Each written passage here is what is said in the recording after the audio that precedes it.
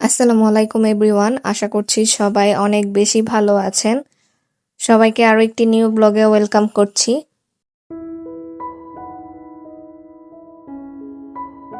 আসলে ছোট ছোট জিনিসও কিন্তু আমাদের মনকে খুবই আনন্দিত করে। আজকে আমি একটা নতুন সলপট কিনেছি। এটাতে অনেকে আবার লবণও রাখে, আবার অনেকে চিনিও রাখে। এমন কিছু ছোট ছোট জিনিসও কিন্তু আমাদের রান্নাঘরকে খুবই সুন্দর করে তোলে।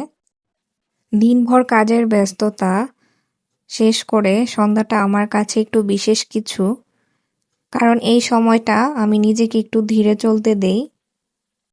ঠিক এই সময়টা কিন্তু আমি ইহানের বাবার জন্য অপেক্ষাও করি, আর আমার ছেলে যে ইহান, সেও তার বাবার জন্য অপেক্ষায় থাকে তার বাবা অফিস থেকে কখন আসবে। আর আজকে সন্ধ্যাবেলা যখন তার বাবা বাসায় ফিরেছে, সে এসে বলতেছে তার নাকি ঝাল জাতীয় খাবার খুবই খেতে ইচ্ছে করতেছে। পরে আমি জিজ্ঞেস করলাম, বলো কি নাস্তা বানিয়ে দিব তোমাকে আজকে। পরে ও বলল খুবই মজা করে, একদম ঝাল ঝাল করে আমাকে মুড়ি মাখিয়ে দিবে আজকে। যেই কথা সেই কাজ, আমিও কিন্তু কাজে নেমে পড়েছি মুড়ি মাখানোর জন্য।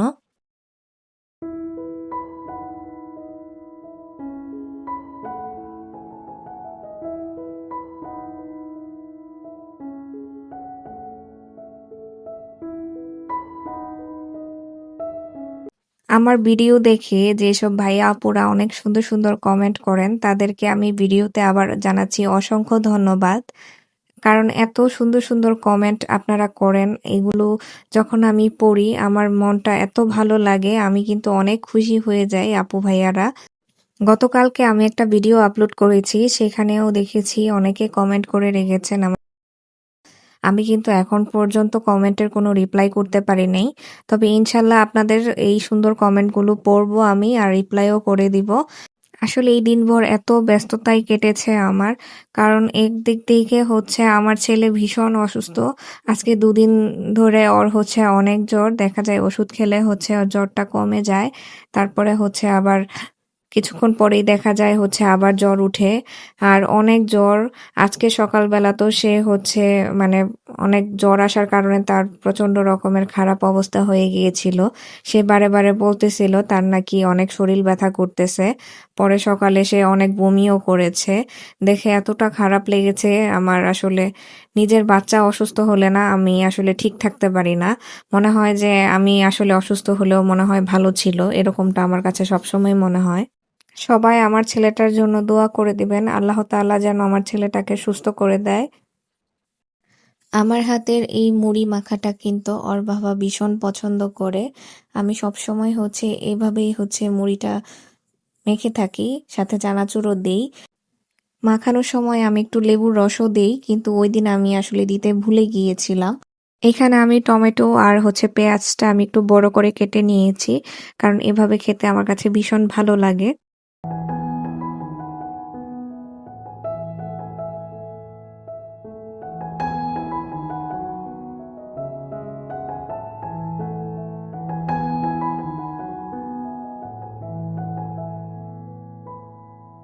যারা আমার ভিডিওটি এখন পর্যন্ত কন্টিনিউ করছেন, তারা কিন্তু আমার ভিডিওতে লাইক দিতে ভুলবেন না, আর কমেন্ট করে জানাবেন আজকের ভিডিওটির কোন অংশটি আপনাদের কাছে সবচাইতে বেশি ভালো লেগেছে।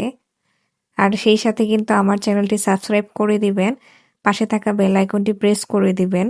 যারা অলরেডি এই কাজটি করে নিয়েছেন তাদেরকে জানাই অসংখ্য ধন্যবাদ। সন্ধ্যার নাস্তা অলরেডি আমি শেষ করে নিয়েছি, আর এইদিকে আমি বিকেলবেলা শিমের বিচিগুলো ভিজিয়ে রেখেছিলাম পানিতে। ইহানের বাবা এই বিচিগুলো অনেকদিন আগে এনে রেখেছিল। আমার সময়ের কারণে দেখা যায় বিভিন্ন ব্যস্ততার কারণে আমার এগুলো আসলে ছুলা হয় নাই। আর ইহানের বাবা যখনই ফ্রিজটা খুলতো তখনই বলতো এগুলো তো নষ্ট হয়ে যাবে, তুমি এখনো এগুলো এইভাবে ফেলে রাখছো কেন। আসলে আমি যখনই ফ্রিজটা খুলতাম তখনই এগুলো চেক করতাম যে আসলে ভালো আছে কিনা। আমিও দেখতাম যে ভালোই আছে, এর জন্য বেশি একটা পাত্তা দিতাম না। ভাবছি যে অবসর টাইমে এগুলো করব। আর এদিকে দেখেন আমার ছেলে আজকে হেল্প করতেছে, আর এদিকে কিন্তু ইহানের বাবা কফি বানিয়ে নিয়ে এসেছে। আর ও যখন এগুলো করতেছিল সেদিনও কিন্তু ওর অনেক জ্বর ছিল। আমি ওষুধ খাইয়ে দেওয়ার পর ওর জ্বরটা যখন কমেছে তো একটু ভালো ছিল, তখনই সে হচ্ছে আমার সাথে বসেছিল কিছুক্ষণ। আবার দেখা যায় কিছুক্ষণ পরেই হচ্ছে আবার জ্বর উঠেছে। একদিকে কিন্তু আমি ওয়াশিং মেশিনে কাপড় দিয়ে রেখেছিলাম, পরে দেখলাম ধোয়া হয়ে গিয়েছে। এখন হচ্ছে আমি কাপড়গুলো দিয়ে দিব বারান্দাতে। আমার বাসায় কিন্তু ৩টা ব্যালকনি। এই ৩টা ব্যালকনির মধ্যে ২টা ব্যালকনিতে কিন্তু কোনো রশি লাগানো নাই কাপড় শুকা দেওয়ার জন্য। আর এখন যেই ব্যালকনিটা দেখছেন এখানে ২টা রশি টানানো আছে। এটাও আসলে বলতে গেলে আমি অনেক যুদ্ধ করে তারপর লাগিয়েছি। কারণ ইহানের বাবা না ব্যালকনিতে এরকম রশি লাগানো পছন্দ করে না। আমার কাছে কেন যেন মনে হয় রশিতে কাপড় শুকা দিলে তাড়াতাড়ি শুকায়। এটা কি আসলে সত্যি না আসলে আমার মনের ভুল আমি জানি না। তবে যাই হোক কি আর করার, সে তো দিবে না। সে অন্য একটা পদ্ধতি দিয়ে রেখেছে। অন্য একটা ভিডিওতে সেটা আপনাদের দেখিয়ে দিব। কিন্তু ওইভাবে আসলে অনেক কাপড় শুকায় না, ভিজাই থেকে যায়। আমি আসলে এভাবে গ্রিলেই কাপড় শুকা দিয়ে থাকি।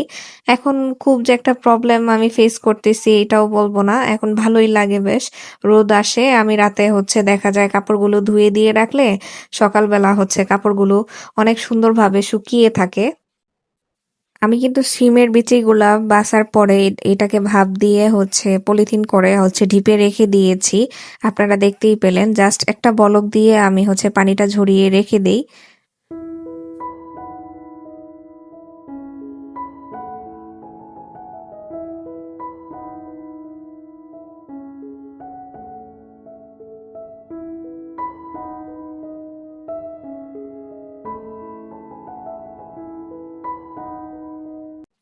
এখন আমি হচ্ছে দুপুরে রান্নার জন্য কিচেনে চলে এসেছি। আজকে আমি হচ্ছে পাবদা মাছ দিয়ে টমেটো আলু দিয়ে রান্না করব।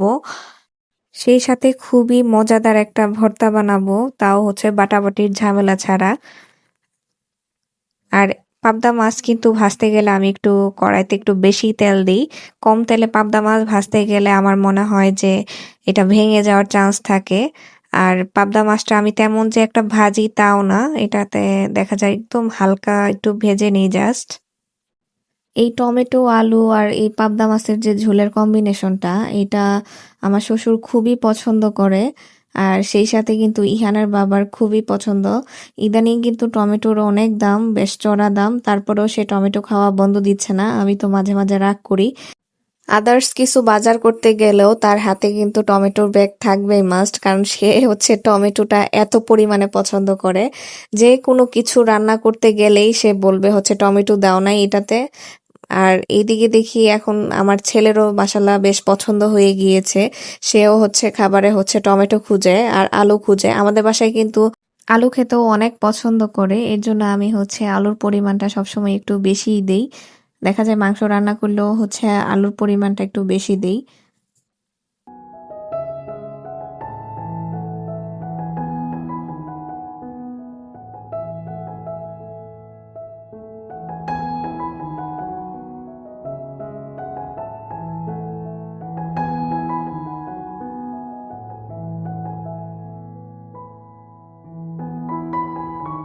আমরা হাজব্যান্ড ওয়াইফ কিন্তু অনেক ঝাল প্রেমী, কিন্তু আমার ছেলেটা এখন পর্যন্ত ওরকম ঝাল খাওয়া শিখে নাই। এর জন্য এখন হচ্ছে একটু ঝালের পরিমাণটা আমি কমই দিই। কিন্তু মাঝে মাঝে দেখা যায় ও অনেক খাবারই খায় না, তখন আমি সে ওই সব খাবারগুলোতে হচ্ছে ঝালটা একটু বাড়িয়ে দিই আর ওকে ঝোলটা দেই না। এর জন্য আমি সব সময় হচ্ছে ডালটা রান্নার চেষ্টা করি। ডালে কিন্তু আমি কাঁচা মরিচ হচ্ছে একদম লাস্টে দেই যেন ঝালটা বেশি একটা বের না হয়। আর ও যেন অন্যান্য তরকারি ঝাল লাগলেও দেখা যায় ডাল দিয়ে খেয়ে নিতে পারে। আর এরকম হচ্ছে আমি আপাকে দিয়ে পেঁয়াজগুলো ছুলে রেখে দেই, এইভাবে বক্সে করে রেখে দেই ফ্রিজে। রান্নার আগে আমার হচ্ছে কাটাকাটির করাটা বেশ ঝামেলার মনে হয়। আর পেঁয়াজ ছুলাটা তো আমার কাছে অনেক ঝামেলার মনে হয়। আমার কাছে মনে হয় পেঁয়াজগুলো এইভাবে ছুলে রাখলে তারপর ইজিলি আমি হচ্ছে যে কোনো টাইমেই যে কোনো কিছু রান্না করতে গেলে কেটে জাস্ট রান্না করে নিতে পারি। আর ছুলে রাখাটাই বেশি ভালো আমার কাছে মনে হয়। অনেকে হচ্ছে কুচি করেও রাখতে পারে, কিন্তু কুচি করে রাখলে দেখা যায় পেঁয়াজের যে একটা গন্ধ সেটা বাজে লাগে আমার কাছে। আর ছুলে রাখলে হচ্ছে যেভাবে রেখে দেই ঠিক সেভাবেই হচ্ছে ভালো থাকে। কিন্তু ভিজা অবস্থায় কখনোই আপনারা রাখতে যাবেন না। বক্সটা যেন শুকনা থাকে। আর পেঁয়াজগুলো যে ধুবে সেই ধোয়ার পরে সাথে সাথে বক্সে নেবেন না, সেটা কিছুক্ষণ একটু বাহিরে রেখে দিবেন যেন পানিটা শুকিয়ে যায়, তারপরে হচ্ছে বক্সে করে রেখে দিবেন, দেখবেন অনেক দিন হচ্ছে আপনাদের পেঁয়াজ ভালো থাকবে। টমেটোর তরকারি রান্নার সময় টমেটোটা যত ভালোভাবে কষানো হবে কালারটা কিন্তু ততটাই সুন্দর আসবে। আর এই তরকারিটা খেতে কিন্তু ভীষণ মজার। আর আমি যে তরকারিটা রান্না করেছি এটা খেতেও কিন্তু খুবই মজা হয়েছিল সেদিন। ইহানের বাবা তো খুবই প্রশংসা করেছে।